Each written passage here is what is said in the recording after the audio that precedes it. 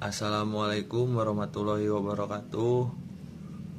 Perkenalkan, nama saya Muhammad Anwar Nugraha, yang dimana akan memaparkan sebuah pemanfaatan hasil samping pertanian menjadi pangan fungsional cokis dari bekatul padi pandan wangi dalam upaya meningkatkan nilai tambah produksi.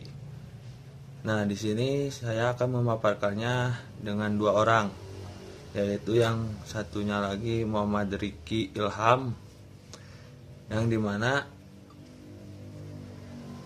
pembahasan ini ada 5 pembahasan ya. Yang pertama, pendahuluan, yang dimana isinya pembahasan mengenai pengertian dari pangan hingga manfaat dari pengolahan pangan fungsional cokis dari bekatul padi pandan wangi. Yang kedua, alat dan bahan, yang dimana akan dibahas pembahasan mengenai alat dan bahan yang digunakan untuk proses pembuatan cokis padi pandan wangi. Yang ketiga, cara pembuatan, di mana isinya tentang pembahasan mengenai proses pembuatan cokis bekatul padi pandan wangi. Yang keempat, hasil pembahasan, yang dimana di dalamnya membahas mengenai hasil dari penelitian pembuatan cokis bekatul padi pandan wangi. Yang kelima, kesimpulan, yang dimana akan disimpulkannya dari penelitian pemanfaatan hasil samping pertanian menjadi pangan fungsional cokis dari bekatul padi pandan wangi dalam upaya meningkatkan tambah produk. Ya, pendahuluan. Saya akan menjelaskan tentang pendahuluan. Saat ini kesadaran masyarakat mengenai pangan sehat semakin meningkat, bukan hanya sekedar memiliki rasa yang lezat. Namun masyarakat kini, khususnya kelas menengah ke atas, memiliki kriteria lain dalam memilih pangan sehari-hari. Dalam hal ini mereka mengutamakan aspek kesehatan dan nilai gizi yang dimiliki pangan tersebut. Berawal dari hal tersebut, penelitian tentang pangan fungsional makin banyak beredar di pasar. Menurut Kanetro 2017 halaman 101, dan menurut Subroto 2008 dalam Suter 2013 menyebutkan bahwa jenis-jenis pangan fungsional secara umum dibagi berdasarkan 2 hal, yaitu sumber pangan dan cara pengolahannya. Berdasarkan sumber pangan digolongkan ke dalam sumber pangan nabati dan sumber pangan hewani, sedangkan berdasarkan cara pengolahannya dibedakan menjadi 3 kelompok, yaitu yang ke-1, pangan fungsional alami. Pangan fungsional alami merupakan sebuah pangan fungsional yang sudah tersedia di alam tanpa perlu pengolahan sama sekali. Yang kedua, pangan fungsional tradisional merupakan pangan fungsional yang diolah secara tradisional mengikuti cara pengolahan yang diturunkan satu generasi ke generasi berikutnya. Yang ketiga, pangan modern, yang dimana pangan modern ini merupakan pangan fungsional yang dibuat khusus menggunakan resep-resep yang baru. Nah, di sini mengapa memilih bekatul?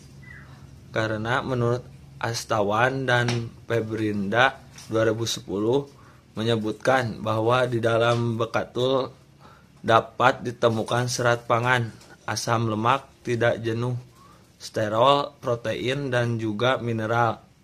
Bekatul juga mengandung zat anti kanker dan kaya akan multivitamin, yaitu vitamin B1, B2, B3, B5, B6, dan B15.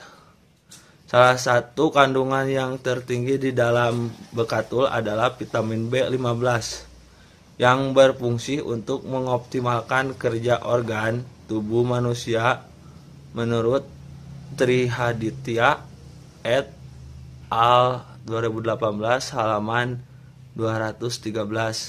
Selain itu, bekatul merupakan bahan yang memiliki harga murah dan mudah ditemukan karena bekatul adalah hasil samping dari tanaman padi, yang dimana padi di negara agraris cukup banyak penghasilannya. Mungkin jika dibuatnya bekatul akan menambah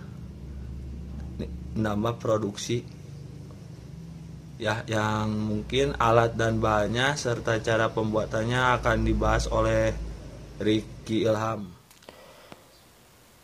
Bismillahirrahmanirrahim. Assalamualaikum warahmatullahi wabarakatuh. Perkenalkan, nama saya Ricky Ilham Mulyana. Di sini saya akan membahas alat dan bahan serta cara pembuatan.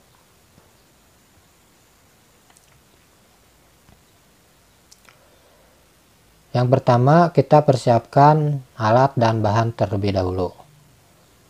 Untuk alat-alatnya, yang pertama siapkan wadah berukuran besar, yang kedua loyang datar, yang ketiga oven, yang keempat mixer. Untuk bahan-bahannya, yang pertama siapkan 100 gram margarin butter, yang kedua 40 gram gula halus, yang ketiga 1 butir kuning, yang keempat 27 gram susu bubuk full cream, yang kelima 40 gram tepung terigu yang udah disangrai, yang keenam 60 gram bekatul halus yang udah disangrai juga, yang ketujuh 1 sudah diekstrak vanila. Baik, selanjutnya cara pembuatan cookies dari bekatul pandan wangi ini. Tahapan pertama, kocok margarin butter, gula halus, dan vanila bubuk dengan mixer sampai mengembang sekitar 2 menit atau 3 menit. Untuk tahapan kedua, turunkan kecepatan mixer sampai terendah. Masukkan kuning telur dan aduk rata lagi dengan menggunakan mixer. Tahapan ketiga, masukkan campuran tepung terigu, bekatul halus, dan susu bubuk secara bertahap sampai tercampur rata menggunakan spatula. Tahapan keempat, buatkan adonan dengan ukuran sesuai selera, kemudian letakkan di atas loyang dengan memberi jarak sehingga tidak saling berdempetan. Tahapan kelima, panggang di oven dengan suhu 60 derajat Celcius selama 20 menit. Tahapan keenam, cookies bekatul siap dikonsumsi. Pembahasan selanjutnya, hasil pembahasan dari kelompok kami.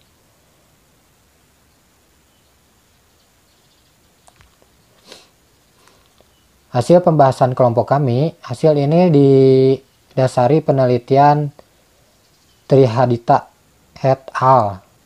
2008 yang berjudul penentuan formulasi optimal pembuatan cookies dari bekatul padi pandan wangi dengan penambahan tepung terigu menggunakan metode RSM, yang menyebutkan bahwa formula yang paling diminati adalah simpel dengan konsumsi bekatul sebanyak 60% dan tepung sebanyak 40%, yang dari berbagai segi sebagai berikut. Yang pertama, warna dapat diterima, yang kedua aroma tidak diterima, yang ketiga tekstur dapat diterima, yang keempat rasa dapat diterima.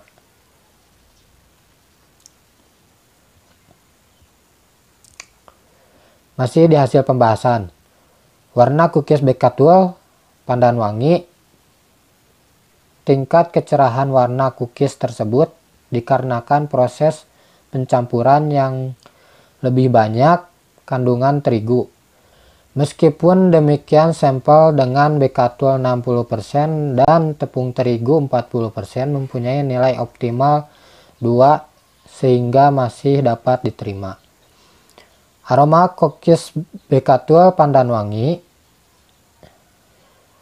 Pengamatan terhadap aroma sensorik berdasarkan sensasi Bekatul atau aroma ketika dicium dengan bau.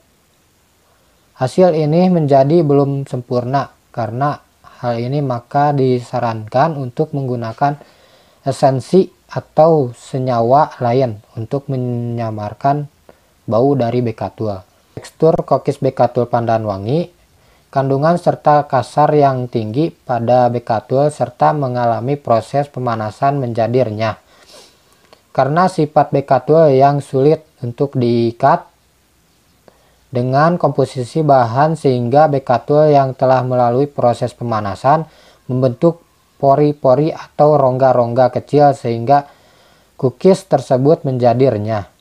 Rasa cookies Bekatul Pandan Wangi. Rasa cookies dipengaruhi oleh komponen penyusunan terutama dari sukrosa, lemak, dan asam amino. Secara umum, rasa manis cookies berasal dari sukrosa dan laktosa. Sedangkan protein dan lemak memberikan rasa gurih.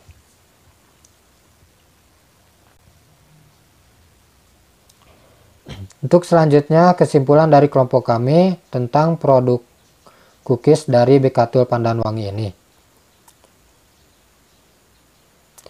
Pembuatan cookies yang berbahan dasar Bekatul merupakan salah satu langkah di verifikasi produk dengan memanfaatkan limbah atau hasil sampling produk pertanian.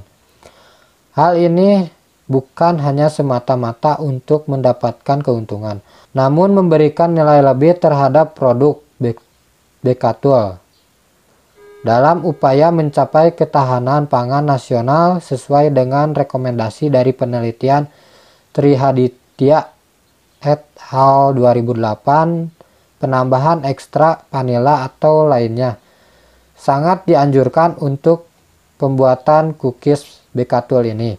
Hal ini untuk menyamarkan bau Bekatul yang kurang sedap, sehingga nantinya cookies Bekatul dapat diterima dengan baik oleh penulis dan dapat dipasarkan pada masyarakat yang luas.